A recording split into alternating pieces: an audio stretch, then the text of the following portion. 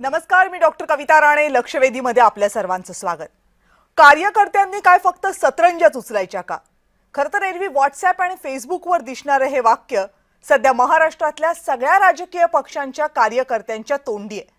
कारण महानगरपालिका निवडणुकांची सुरुवात झाली आणि राजकीय पक्ष आणि त्यातल्या प्रस्थापित नेत्यांनी अशा काही कोलांटुड्या मारायला सुरुवात केली आहे की गेली 8-10 वर्ष नगरसेवक होण्यासाठी फिल्डिंग लावून बसलेले सगळे कार्यकर्ते नीट क्लीन बोल्ड होण्याच्या मार्गावर आहेत.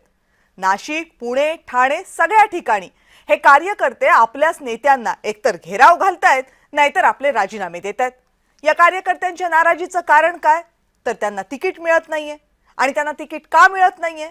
कारण एकतर त्यांचा पक्ष दुसऱ्या पक्षाशी युती करतोय, नाहीतर त्यांचा पक्ष दुसऱ्या पक्षातले बडे नेते आपल्या पक्षात घेतोय. सत्तेला जवळ करत अजित पवारांनी आपलाच पक्ष फोडला. शरद पवारांना निवृत्तीचे सल्ले दिले. पक्ष चिन्हासाठी आपल्याच कुटुंबियांना कोर्टात खेचलं. बहिणीला आणि बायकोला एकमेकींच्या विरोधात उभं केलं. आपल्याच पुतण्याच्या विरोधात निवडणूकही लढले. अजित पवार भाजपच्या साथीनं जेव्हा हे सगळं करत होते, तेव्हा काही मोजकेच लोक शरद पवार यांच्या पक्षासोबत उभे होते. आज त्याच शरद पवारांचा पक्ष अजित पवारांच्या राष्ट्रवादीसोबत महानगरपालिका निवडणुका लढवण्याची तयारी करतोय. इतकंच काय, एकाच चिन्हावर राष्ट्रवादीच्या घड्याळावर ही निवडणूक लढवली जाईल अशी ही चर्चा आहे. ज्या कार्यकर्त्यांसाठी हे आम्ही करतोय असं सांगितलं गेलं, तेच कार्यकर्ते यावर नाराज आहेत. शरद पवार यांच्या पक्षाच्या प्रशांत जगतापांनी आपल्या पदाचाच राजीनामा दिला. तिकडे नाशिकमध्ये गिरीश महाजनांनी महाविकास आघाडीचे नेते आपल्याकडे घेतले म्हणून भाजपमध्येच राडा झाला. पुण्यामध्ये भाजप शिवसेनेवर दबाव टाकतीये म्हणून युती तोडून टाका असं म्हणत शिवसैनिकांनी नीलम गोऱ्हेंसमोर घोषणा दिल्या. हा राडा करणारे, हे घोषणा देणारे, राजीनामा देणारे सगळेजण त्या त्या पक्षाशी कायम एकनिष्ठ राहिले.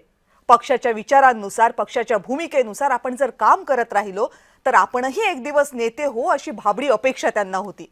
पण निवडणुका आल्या आणि त्यांचे पक्ष आणि त्यांचे नेते यांनी आपल्या विचारांना आणि भूमिकांना जणू तिलांजली द्यायचा विडा उचलला. विचारांना आणि भूमिकेला तिलांजली देणं हा या सगळ्या पक्षांसाठी फक्त राजकारणाचा एक भाग आहे. पण त्यामध्ये कार्यकर्ते कुठे आहेत? वर्षानुवर्ष हे कार्यकर्ते जीव तुटेपर्यंत काम करतात, घसा कोरडा होईपर्यंत घोषणा देतात, अगदी पदरचे पैसे खर्च करून सभांची मैदानं भरवतात. पण जेव्हा निवडणुकांमध्ये या स्थानिक कार्यकर्त्याला साथ द्यायची वेळ येते ना, तेव्हा हे नेते दरवाजे बंद करून निर्णय घेतात.